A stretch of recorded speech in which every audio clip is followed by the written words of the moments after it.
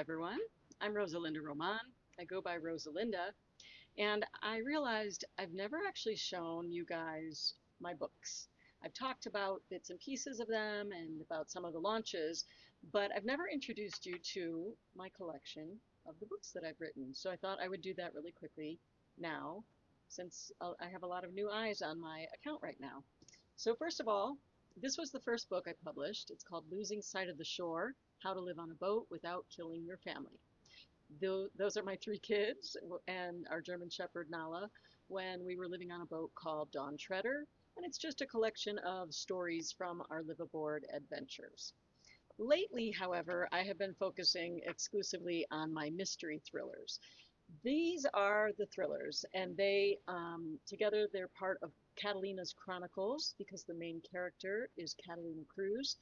She is based on my years as a television news reporter. She starts out in South Georgia, in Valdosta, Georgia, and the local sheriff is stockpiling military surplus property for his own private militia. That's in this book, Death Wounds, and that actually was a story that happened. I generally take a seed of a story that I covered back in the day, and I then run with it, and it becomes fiction.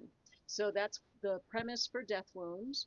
Catalina runs into all kinds of adventures during that book. The second book in the series is called Pyropastor.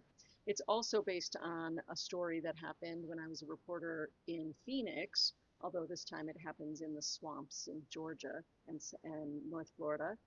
Pyropastor is the second book in Catalina's Chronicles, and it's about a man that murders his family, and Catalina has to go on trying to figure out he's a fugitive and what happens next.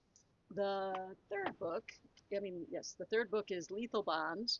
This book takes place largely in the Bahamas, where Catalina Cruz, like someone I know, lives on a boat, and she has her dog. You can see Nala plays more prominently in this book.